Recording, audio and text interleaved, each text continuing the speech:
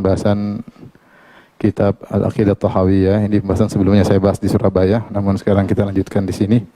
Ini pertemuan yang ke-9 ya. Di matan yang dibagikan kepada antum sekalian, yaitu di nomor 11 ya, nomor 11. Abu Ja'far At-Tahawi rahimahullah berkata, khaliqun bila hajah. Khaliqun bila hajah. Bahwasanya Allah Subhanahu wa taala menciptakan ya tanpa ada kebutuhan, tanpa ada hajah. Dan ini membedakan dengan makhluk yang berbuat karena butuh kepada makhluk yang lain atau yang menciptakan karena kebutuhan. Demikianlah manusia ketika mereka beraktivitas tidak lain karena ada kebutuhan ya. Tidak lain kecuali karena ada kebutuhan. Mereka membuat sesuatu pun, misalnya menciptakan lampu, menciptakan mobil, menciptakan pesawat, semua karena apa? Karena kebutuhan ya. Dan tidaklah mereka beraktivitas ya, menikah kecuali karena kebutuhan. Mereka ingin punya anak juga karena apa? Karena kebutuhan ya. Maka manusia adalah makhluk sosial yang tidak bisa berdiri sendiri, dia butuh berinteraksi karena ada kebutuhan-kebutuhan yang harus dia dapatkan. Adapun Allah Subhanahu wa taala, maka segala aktivitas Allah di antaranya menciptakan maupun perbuatan-perbuatan Allah yang lainnya bukan karena kebutuhan ya, bukan karena kebutuhan. Di antara akan hal ini banyak yang saya sebutkan beberapa dalil. Yang pertama, nama-nama Allah yang menunjukkan akan hal ini. Di antara nama-nama Allah adalah Al-Ghani, yang Maha Kaya. Tentunya kebutuhan, kalau Allah membutuhkan berarti menafikan sifat nama Allah Al-Ghani.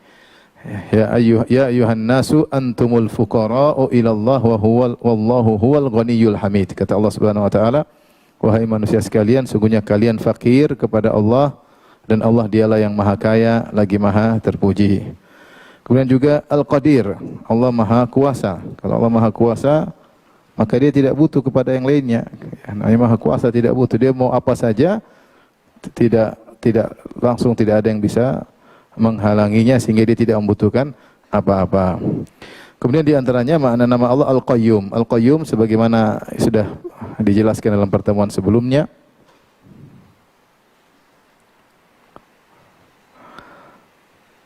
Al-Qayyum adalah yang Maha Tegak dan menegakkan yang lainnya. Al-Qayyum Maha Tegak dan menegakkan yang lainnya.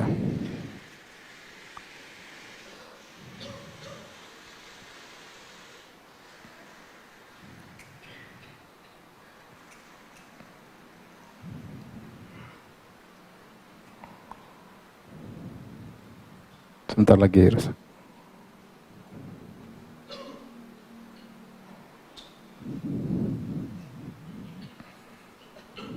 Nawin.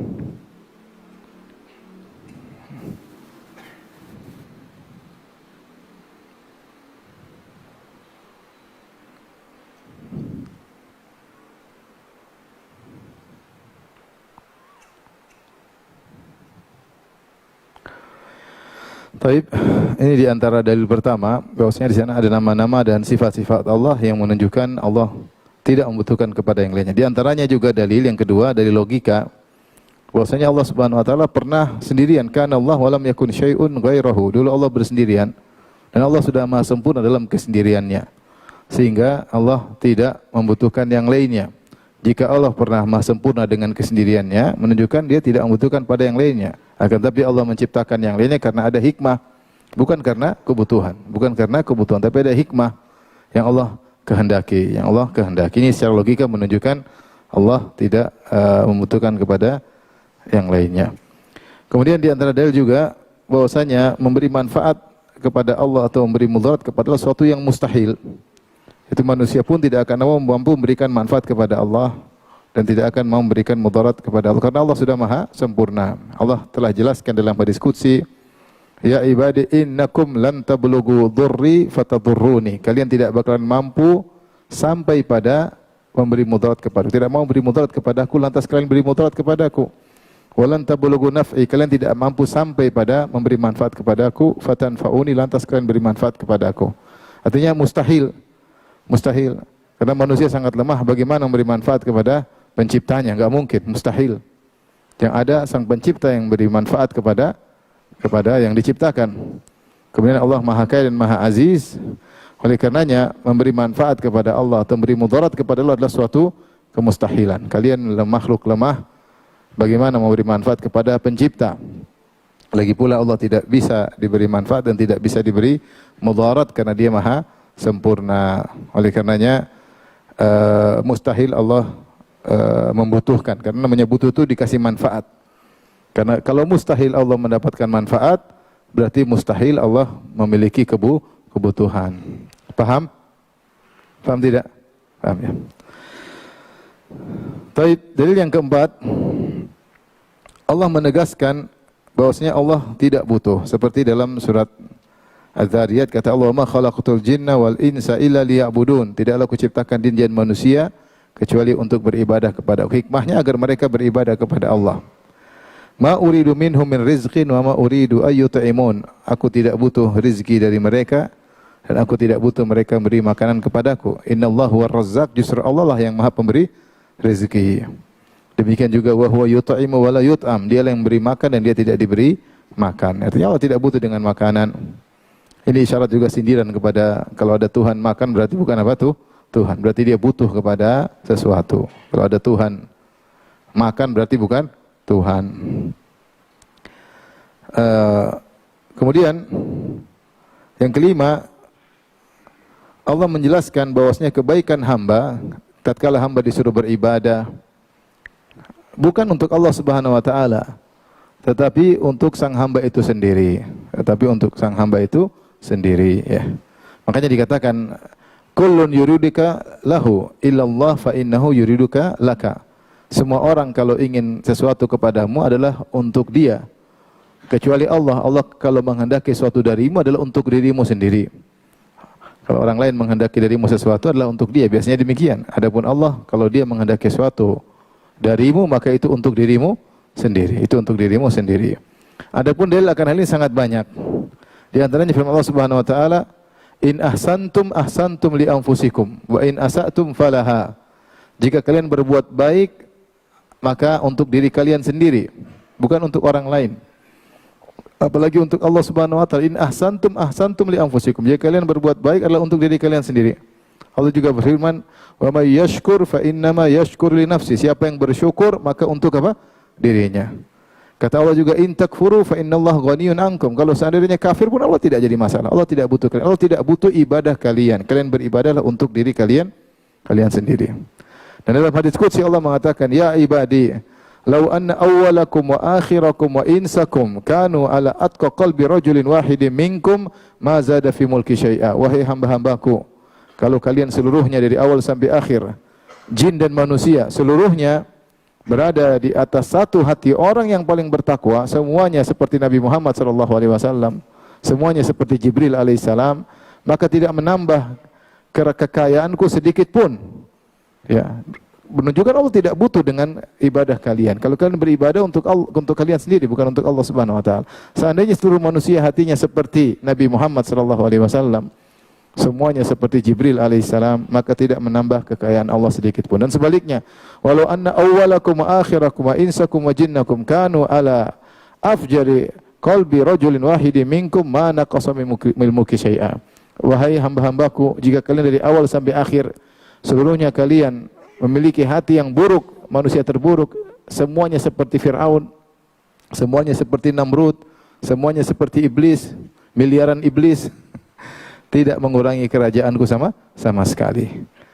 Karena mustahil untuk memberi manfaat kepada Allah dan mustahil memberi mudarat kepada Allah Subhanahu wa taala. Maka hikmah ketika Allah menciptakan bukan karena untuk kebutuhan Allah Subhanahu wa taala, tapi ada hikmah yang Allah kehendaki. Yang jelas bukan untuk kebutuhan, tetapi diantaranya adalah untuk kebaikan para hamba itu sendiri. Ya. Karena tidak boleh terpetik dalam benak kita Allah menciptakan karena butuh. Allah menyuruh kita ibadah karena butuh kepada ibadah kita. Enggak, Allah enggak perlu. Allah sudah sempurna sebelum ada yang diciptakan sama sekali. Paham sampai sini? Dari sini ketika ada pembahasan tentang semua sifat yang sempurna pada makhluk, maka Allah lebih utama untuk memiliki sifat tersebut. Ini secara umum. Contoh kalau makhluk ilmu sifat sempurna enggak? Sempurna. Maka Allah harusnya yang paling berilmu.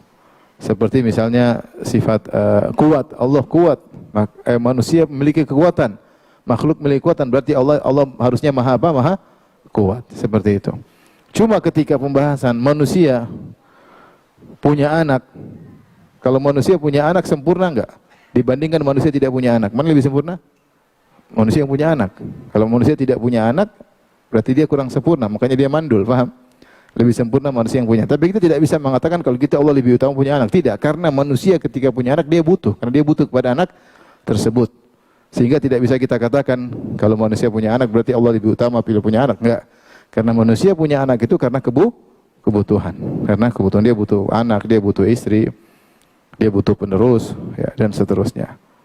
Ya, jadi Allah menciptakan atau berbuat apapun tanpa ada kebutuhan. Tetapi karena ada hikmah. Tapi karena ada hikmah yang terkadang kita ketahui dan terkadang tidak kita ketahui. Yang jelas kalau kita disuruh beribadah, maka ibadah tersebut untuk kita sendiri, bukan untuk Allah Subhanahu wa taala. Wa may yashkur fa inna ma yashkuru li nafsi. Siapa yang bersyukur, maka dia untuk dirinya sendiri. Baik, paham insyaallah? Kita lanjutkan.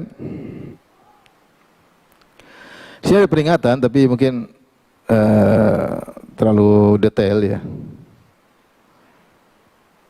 Jadi perlu saya ingatkan bahwasanya Allah menciptakan tanpa hajah, tanpa keperluan, tapi Allah menciptakan itu ada tujuan, paham? Ada tujuan, ada hikmah, ada hikmah. Sementara di sana ada sekelompok ahlul bidah yang mereka mengingkari sifat hikmah. Kata mereka, Allah menciptakan atau Allah berbuat mahdhul masyiah, murni hanya sekedar berkehendak tanpa ada tujuan sama sekali. Tanpa ada hikmah sama sekali. Mereka tidak bilang tanpa hikmah, mereka mengatakan tanpa gharat, tanpa tujuan, tanpa hajah. Ketika mereka mengatakan Allah berbuat sesuatu tanpa tujuan, tanpa hajah, ternyata maksud mereka Allah berbuat tanpa hikmah. Jadi perkataan tanpa hajah, hati-hati. Jadi kalau ada perkataan Allah mencipta dan berbuat tanpa hajah kebutuhan, maka ini terkadang maknanya bisa ambigu. Jika maknanya sebagaimana yang tadi kita jelaskan, maka itu benar. Maka benar ya. Paham yang tadi kita jelaskan, Allah sudah menciptakan tanpa ada keperluan karena Allah tidak, Allah Maha Kaya. Ini makna yang benar. Namun jika maknanya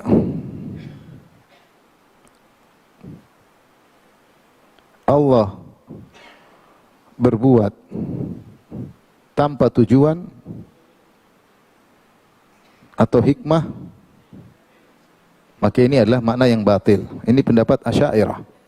Asy'ariyah mengatakan Allah berbuat tanpa hikmah, tanpa tujuan. Mereka punya syubhat, namun saya tidak bahas sekarang, itu mengenai masalah hikmah. Ya, nanti sudah saya bahas di Aqidah Wasithiyah, bisa dirujuk kembali tentang sifat hikmah. Tapi intinya Allah berbuat dengan tujuan. Justru kalau kita lihat ada orang berbuat tanpa tujuan, orang bahlul berarti, paham? Bikin sesuatu tanpa ada apa? Tujuan. Ini enggak jelas berarti. Orang yang melakukan sesuatu tanpa tujuan cuma dua, dia bahlul, linglung, atau dia orang gila. Allah tidak demikian. Allah tidak berbuat kecuali ada apa? Hikmah. Tapi tujuan itu bukan kebutuhan. Bukan apa? Beda antara kebutuhan dengan apa? Tujuan. Jadi hati-hati kalau ada perkataan Allah berbuat tanpa tujuan, apa maksudnya? Kalau maksudnya sebagian dipahami Ahlus Sunnah, maka itu benar. Tapi kalau maksudnya Allah berbuat tanpa hikmah, tanpa tujuan, maka ini adalah pendapat Ahlul Bidah yang menafikan al-hikmah, di antaranya orang Asy'ariyah, dan ini ada pembahasannya khusus tentang sifatul hikmah. Sudah pernah saya bahas. Baik, kita lanjut. Paham? Paham tidak? Di antara tujuan saya pingin orang tersebut misalnya supaya saya ngajarin dia supaya dia jadi baik. Saya tidak butuh dengan dia, paham? Ini sederhana kita logika. Saya ngajar seorang, saya tidak butuh dengan dia. Tidak ada manfaat sama dari dia, tapi saya pingin dia baik. Kalau dia baik untuk dia sendiri. Misalnya kita bicara manusia saja. Jadi beda antara kebutuhan dengan apa? Tujuan. Beda. Tujuan tidak mesti butuh. Tidak mesti butuh. Dia nggak baik kan nggak ada urusan. Cuma demi kebaikan dia, silakan. Saya tidak butuh dia baik kok. Dia nggak baik juga, saya sudah tidak ada masalah ya. Taib, perkataan At-Tahawi berikutnya. Berikutnya At-Tahawi berkata, Razikun At-Tahawi, Abu Ja'far At-Tahawi rahimahullah, beliau berkata, Razikun bila mu'nah. Allah memberi rezeki tanpa ada kesulitan. Mu'nah maksudnya thiqal atau kulfah. Tanpa ada rasa berat sama sekali, tanpa ada kesulitan sama sekali. Dan beliau menggunakan lafal razik. Razik itu isim fa'il. Ini isim fa'il. Isim fa'il menunjukkan continue, berkesinambungan ya. Razik itu sama dengan yarzuk. Razik sama dengan yarzuk. Seperti dikatakan, aina anta dhahib? Kemana kau hendak pergi? Ana dhahibun ila suq. Yaitu aku sedang berjalan menuju pasar. Belum sampai tapi sedang berjalan menunjukkan continuous, menunjukkan continue. Seperti firman Allah Subhanahu wa taala, inni rafi'uka ilayya, aku akan mengangkatmu ya. Untuk akan mengangkatmu. Jadi kalau rafi' bisa jadi masa depan, bisa jadi continue. Di antaranya terkadang menunjukkan masa depan. Seperti kata Allah kepada Nabi Isa, aku akan mengangkatmu. Allah menggunakan isim fa'il ya. Tapi maksud di sini adalah razik, maksudnya maknanya seperti fi'il mudhari yang menunjukkan continue, karena Allah memberi rezeki tiada henti-hentinya. Dan seluruh Allah memberi rezeki tersebut bila mu'nah, tanpa ada thiqal, tanpa ada kesulitan, tanpa ada kesusahan sama sekali. Adapun dalilnya, pertama kita bahas pada ucapan At-Tahawi ini ada 3 hal yang ingin saya sampaikan. Yang pertama, ini menekankan bahwa Allah tidak butuh kepada yang lainnya. Berarti sebaliknya makhluk membutuhkan kepada siapa? Allah ya. Makhluk membutuhkan kepada Allah. Di antaranya rizki dari Allah Subhanahu wa taala. Karena makhluk dia berasal dari sesuatu yang tidak ada. Maka dia membutuhkan kepada Allah dari 2 hal. Pertama, dia membutuhkan untuk dari tidak ada menjadi ada, dan dia membutuhkan untuk maintenance dirinya. Ini semua terkait dengan rizki. Semua terkait dengan apa? Rizki. Seandainya Allah putus rizkinya, maka dia akan binasa atau selesai urusannya. Ya, makhluk itu membutuhkan Allah dari 2 hal. Pertama, dari Allah memberikan dia rizki berupa ruh, dari tidak ada menjadi ada. Yang kedua, untuk maintenance dia supaya tetap bisa eksis hidup, dia membutuhkan rizki. Dia membutuhkan apa? Rizki. Maka konsekuensi ketika Allah menciptakan makhluk padahal Allah tidak butuh mereka, justru mereka yang butuh kepada Allah, maka Allah memiliki sifat razak, yaitu memberi rizki. Maka ketika kita tahu bahwasanya makhluk membutuhkan rizki dan Allah memberi rizki pada mereka, mungkin timbul pertanyaan, makhluk begitu banyak, apakah susah bagi Allah memberi rizki pada mereka? Itu yang dibahas oleh At-Tahawi ini. Jika terbayang makhluk begitu banyak, nah apakah susah bagi Allah memberi rizki pada mereka, makhluk yang begitu luar biasanya banyak? Maka Tahawi berkata, razikun bila mu'nah. Mudah Allah memberi rizki tanpa ada kesulitan sama sekali.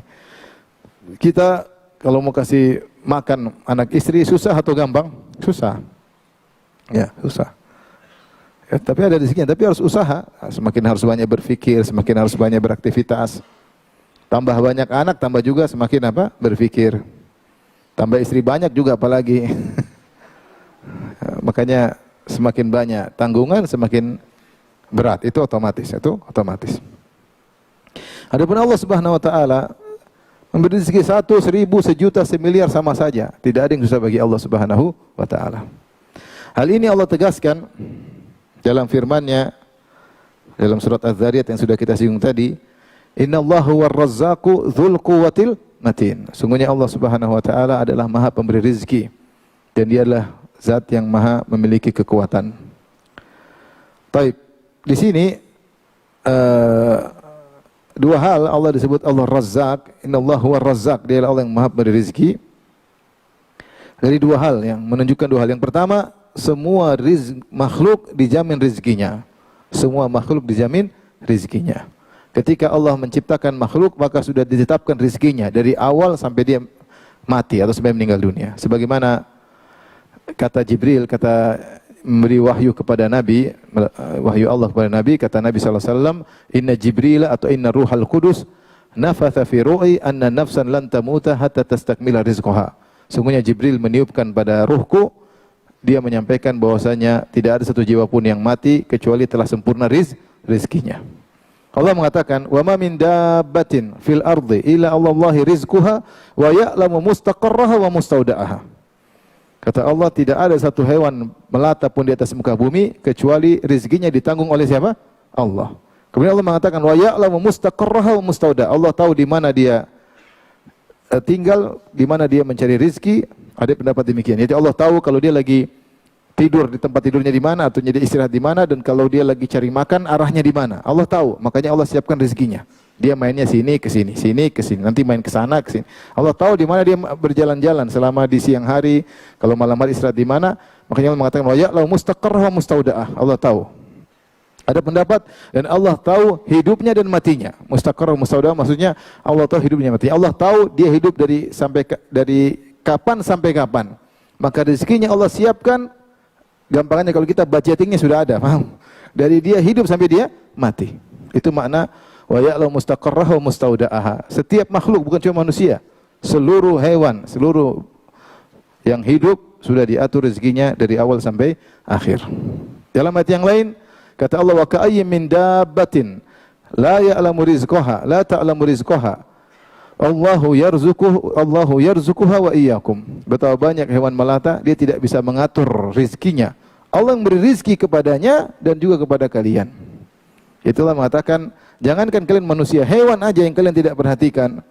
Binatang-binatang di bawah tanah, bahkan di dasar lautan, ya, dengan mungkin miliaran spesies, ya, semuanya ada rizkinya. Ekosistem Allah atur sedemikian rupa, kapan dia hidup, kapan dia mati. Semuanya sudah diatur oleh Rabbul Alamin.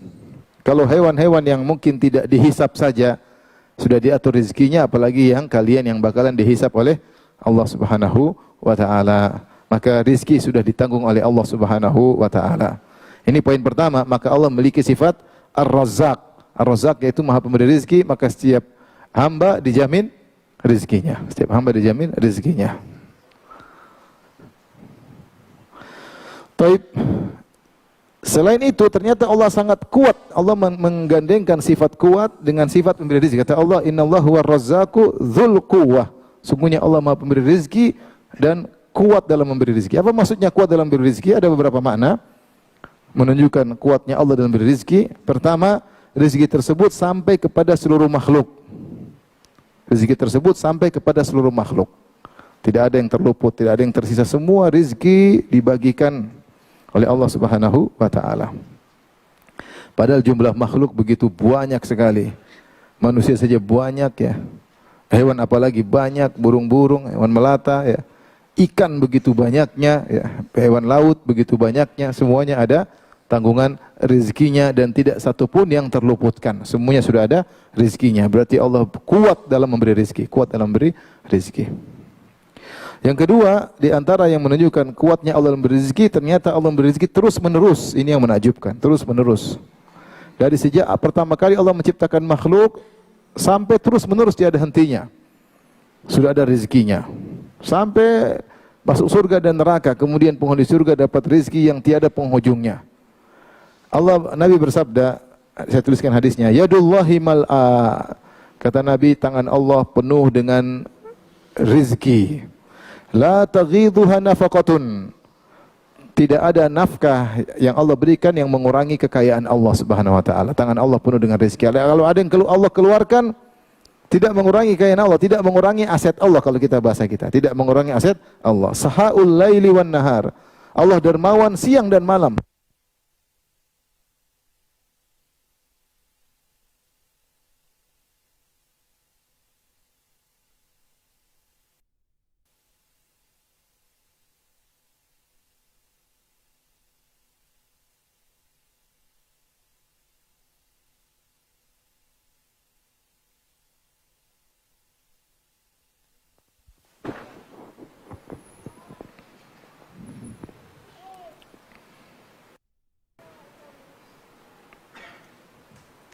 Tes.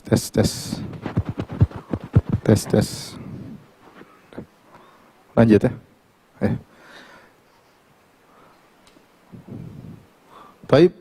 Allah mengatakan, Nabi SAW bersabda, Sahaul laili wan nahar, Allah dermawan siang dan malam. Kemudian Rasulullah mengajak kita berfikir, berenungkan tentang besarnya, luasnya aset Allah. Ara'aitum ma anfaqa mundhu khalqis sama'i wal ard. Bayangkan sudah berapa banyak yang Allah keluarkan rizki yang Allah berikan kepada makhluk semenjak Allah menciptakan langit dan bumi. Fa innahu lam yaghid ma fi yadihi. Sungguhnya yang Allah keluarkan untuk makhluknya sejak Allah menciptakan pertama kali tidak mengurangi aset Allah Subhanahu wa taala, tidak mengurangi.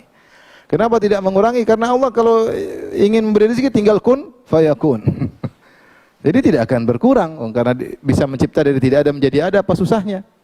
Ya, yang jadi akan berkurang itu kalau untuk membuat sesuatu butuh bahan. Allah kan tidak butuh bahan. Tinggal mencipta dari tidak ada menjadi ada, selesai. Maka tidak akan berkurang secara logika, tidak akan berkurang. Mau diambil sebanyak apapun tidak bakalan berkurang. Allah tetap maha kaya. Oleh karena dalam hadis, ya, bahkan di antara kekuatan Allah Subhanahu wa taala yang ketiga, poin ketiga, Allah memberi rezeki dengan kekuatan, yaitu Allah memberi rezeki dalam satu waktu bisa, dalam satu waktu, tidak perlu bertahap. Seluruh makhluk Allah kasih rezekinya waktu yang sama, waktu yang sama. Caranya urusan Allah Subhanahu wa taala. Dalam hadis qudsi Allah berfirman, "Ya ibadi law anna awwalakum wa akhirakum wa insakum wa jinnakum qamu ala sa'idin wahidin fasa'aluni fa'ataitu kulla wahidin minkum mas'alatahu ma naqasa dzalika min mulki illa kama yanqusul mikhyatu idza udkhilal bahra." Atau kama qala Nabi sallallahu alaihi wasallam. Dalam hadis qudsi tersebut Allah berfirman, "Wahai hamba-hambaku, kalau seandainya manusia yang pertama kali sampai terakhir, itu dari Nabi Adam sampai menjelang hari kiamat. Demikian juga jin dari awal, jin pertama sampai jin terakhir, semua berkumpul pada satu dataran. Semua satu dataran, satu daratan kumpul semua. Kemudian semuanya meminta kepadaku dalam waktu yang sama. Fasa'aluni, semuanya minta. Suruh minta selama 1 jam. Itu 1 jam sudah minta apa aja? Banyak 1 jam. Pasti dikabulkan. Kira-kira minta apa? 1 jam nih banyak mau diminta. 1 hari penuh minta seluruhnya. Fa'ataitu kulla wahidin minhum minkum mas'alatu. Kemudian saya kabulkan semua orang yang minta, saya kabulkan. Seluruh penghuni bumi, ya, manusia, jin dari awal sampai akhir, entah berapa, mungkin triliun, mungkin ya, banyak sekali. Maka tidak mengurangi asetku sama sekali. Kecuali seperti kata Allah, Rasulullah kasih gambaran, kata Allah, kecuali seperti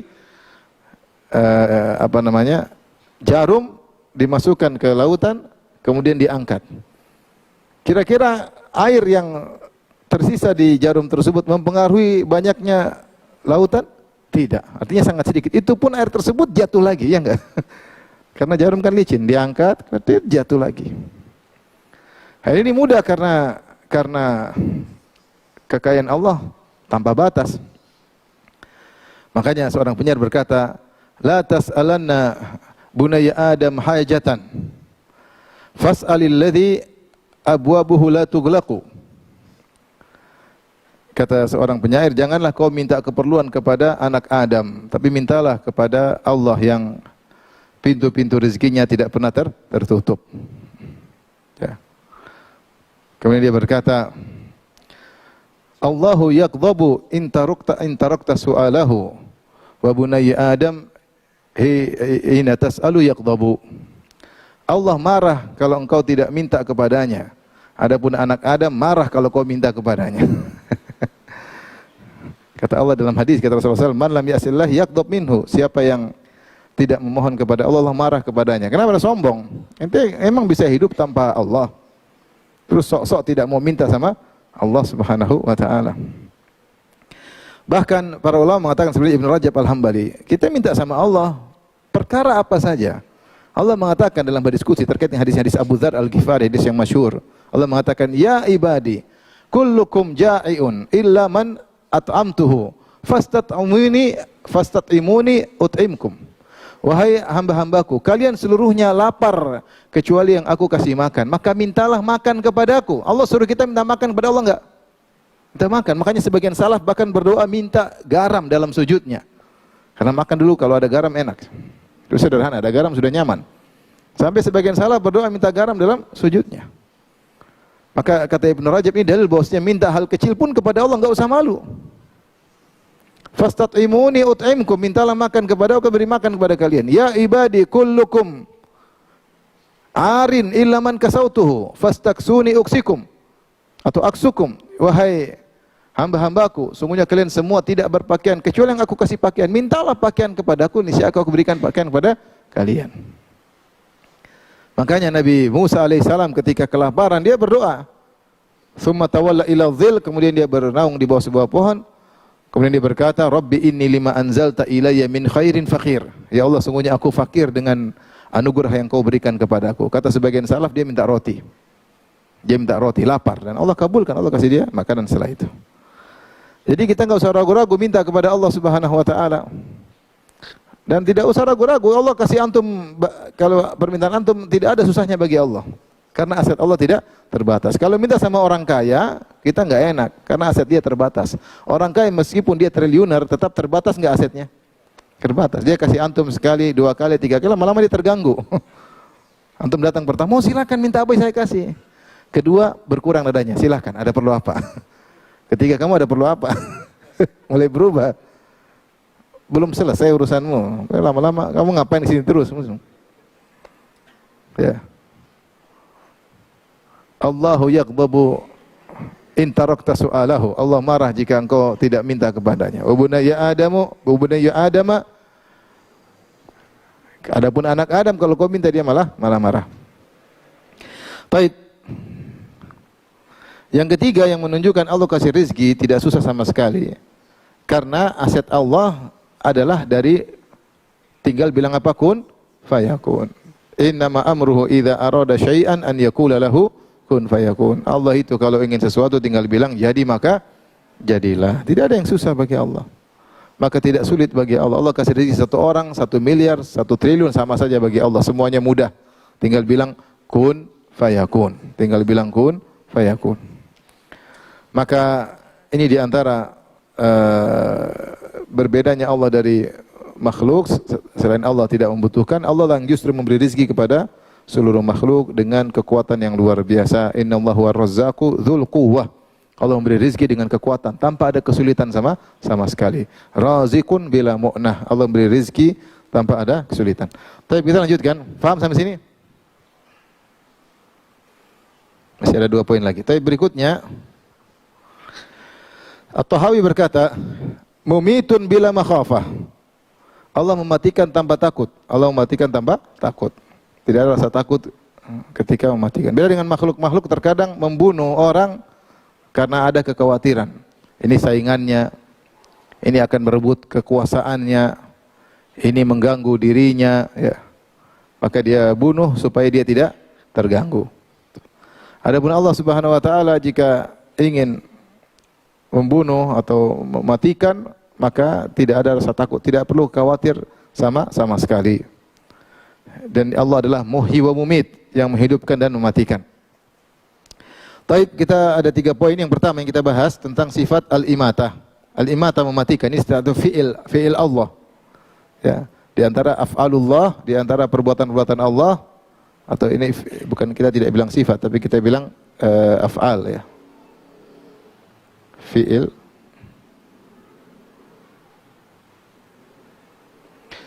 Perbuatan imatah mematikan lawan dari perbuatan al-ihya menghidupkan. Allah berfirman, kaifa takfuruna billahi wa kuntum amwatan fa ahyaakum thumma yumitukum thumma yuhyikum thumma ilaihi turja'un. Bagaimana kalian kufur kepada Allah padahal kalian dahulu amwatan, itu masih janin. Fa ahyaakum, lalu Allah hidupkan kalian, itu diberikan ruh, kemudian kalian keluar di atas muka bumi ini.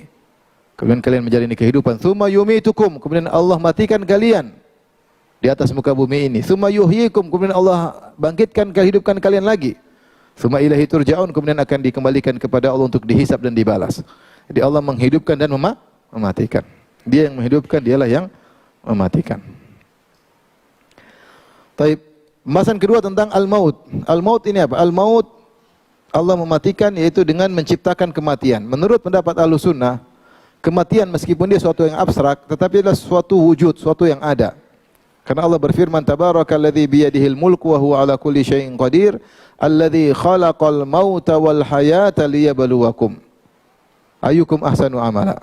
Maha suci Allah, alladzi biyadihil mulku, yang di tangannya segala kerajaan, wa huwa ala kulli syai'in qadir, dia maha kuasa atas segala sesuatu. Alladzi khalaqal mauta, dia Allah yang telah menciptakan kematian. Berarti kematian diciptakan dari tidak ada menjadi apa?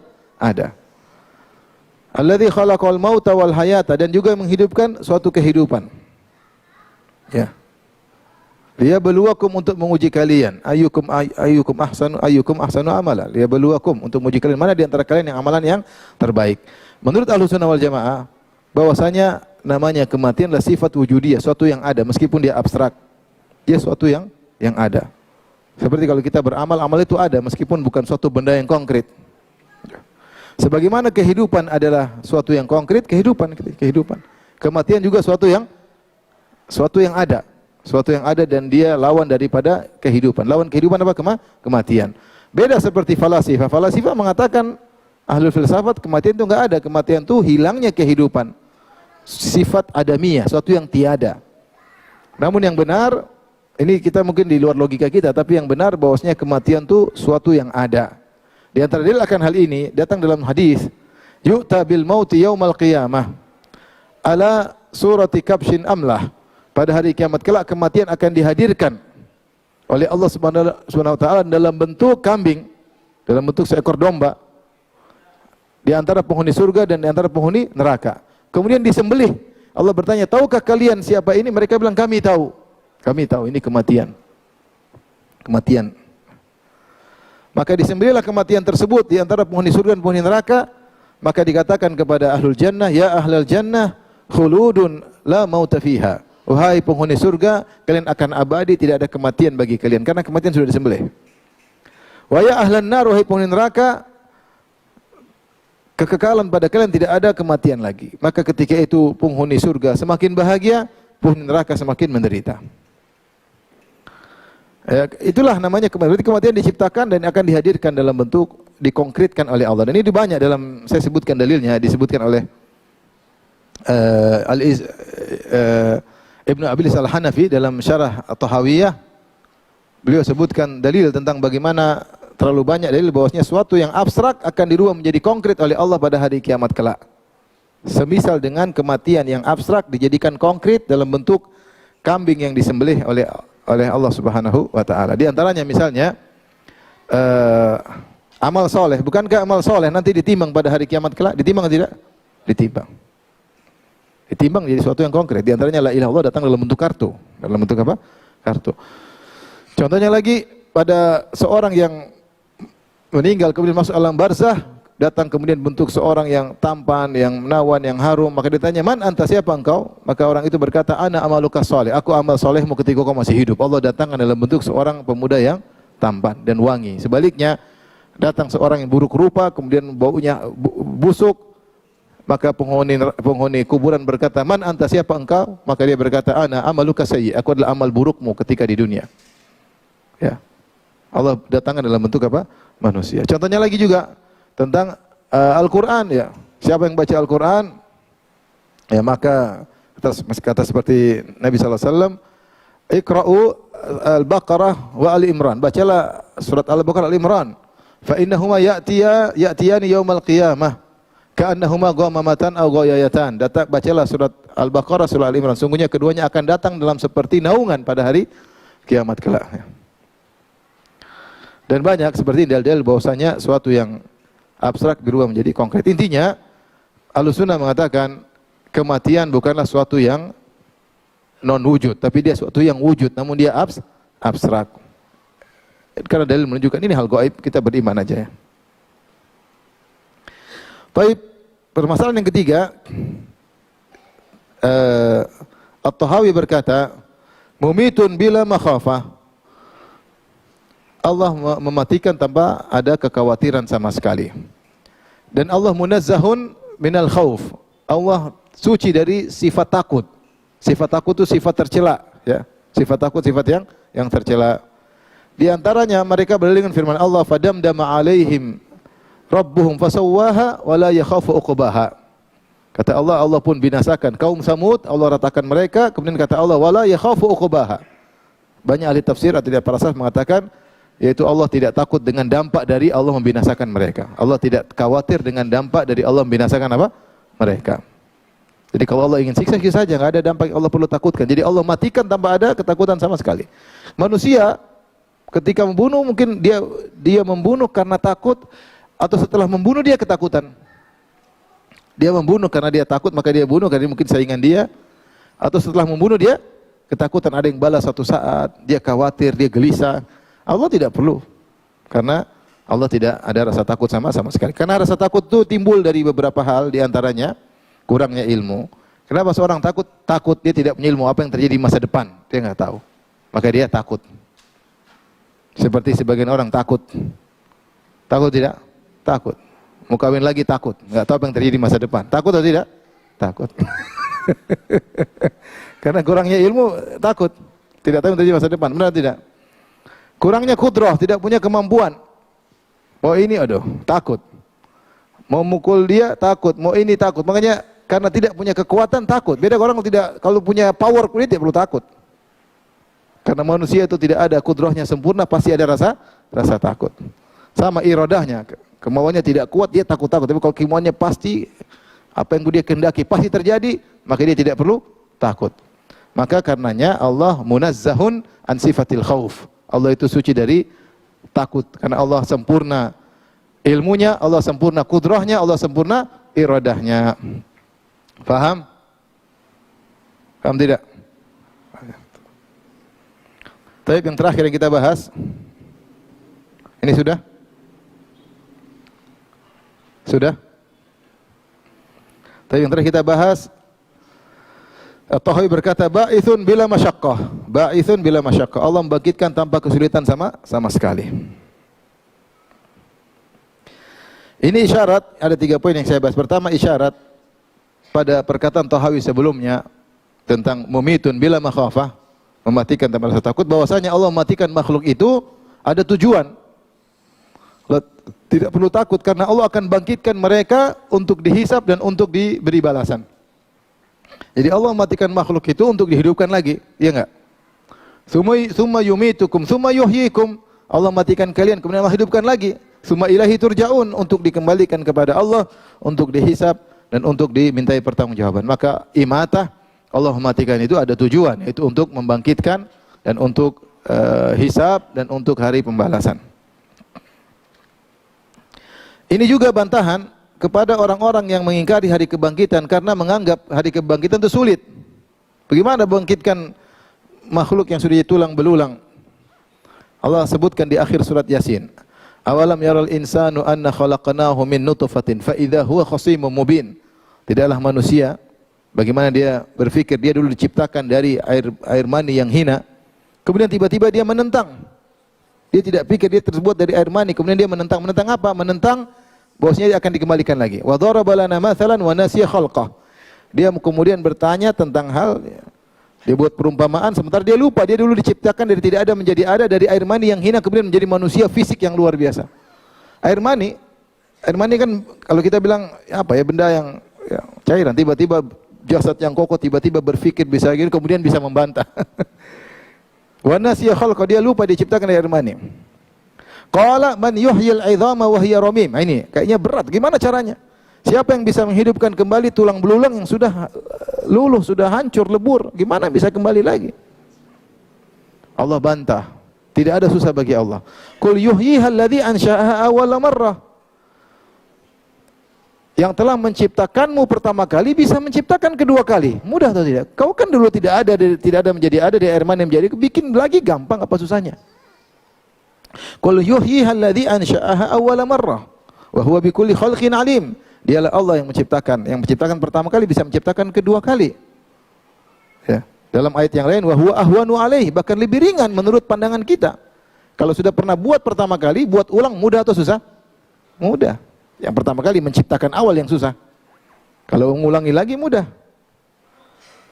Walladzi yabda'ul khalqa tsumma yu'iduhu wa huwa ahwanu alaihi. Dialah Allah yang memulai penciptaan kemudian mengulanginya, dan ini mudah bagi Allah Subhanahu wa taala.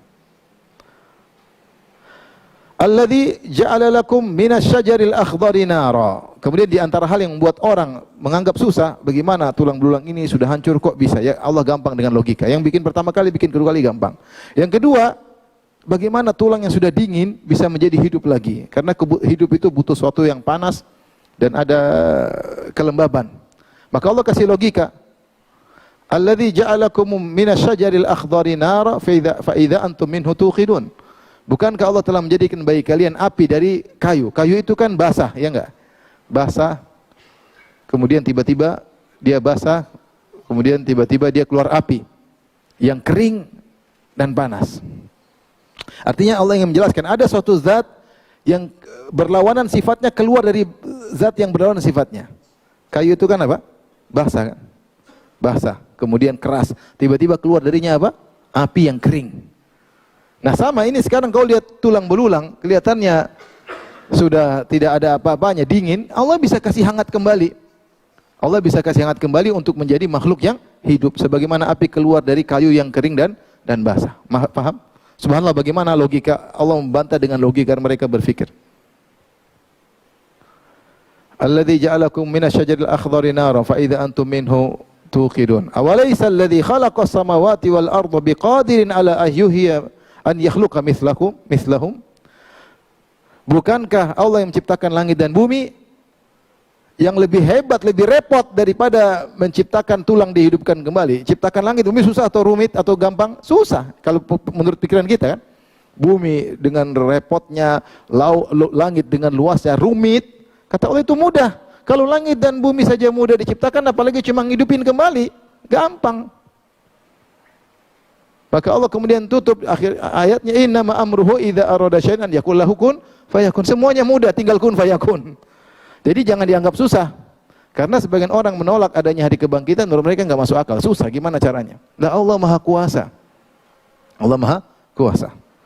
Sebagaimana Allah sebut dalam surat Qaf, Qaf wal Qur'anil Majid, bal ajibu an ja'ahum mundzirum minhum faqala al kafiruna hadza syai'un ajib. A idza mitna wa kunna turaban dzalika raj'un ba'id. Qad alimna ma tanqusul ardu minhum wa indana kitabun hafiz. Kata mereka, kalau kita sudah tulang belulang, sudah tersebar ke sana sini, badan kita ke sana kemari, daging kita dimakan tercerai-berai, terpencar ke sana kemari, tumpuk menumpuk, maka bagaimana bisa kembali? Kata Allah, qad alimna ma tanqusul ardu minhum. Kami tahu bagian tubuh mana mereka yang berubah menjadi zat lain, dimakan oleh tanah. Kita kalau dikubur, tanah kita mungkin dimakan ulat, berubah. Allah tahu ini berubah ke zat yang mana, mau dikembalikan mudah bagi Allah. Allah bantah syubhat tersebut. Kata Allah, qad alimna ma tanqusul ardu minhum. Kami sudah tahu kemana tubuh kalian berubah. Mau dikembalikan lagi mudah bagi Allah. Jadi jangan dianggap susah kalau Allah ingin membangkitkan manusia kembali. Semuanya mudah bagi Allah Subhanahu wa taala. Kemudian yang ketiga, terlalu banyak dalil yang menunjukkan mudah bagi Allah untuk membangkitkan. Tadi sudah kita sebutkan di antaranya Allah berfirman, "Ma khalqukum wala ba'tsukum illa kanafsin wahidah." Kata Allah, Allah menciptakan kalian manusia seluruhnya miliaran, triliunan, dan Allah membangkitkan kalian seluruhnya miliaran seperti cipta satu makhluk.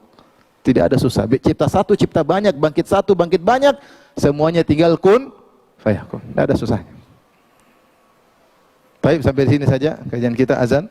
Ini kalau yang bertanya saya persilakan, wallahu ta'ala alam bisawab.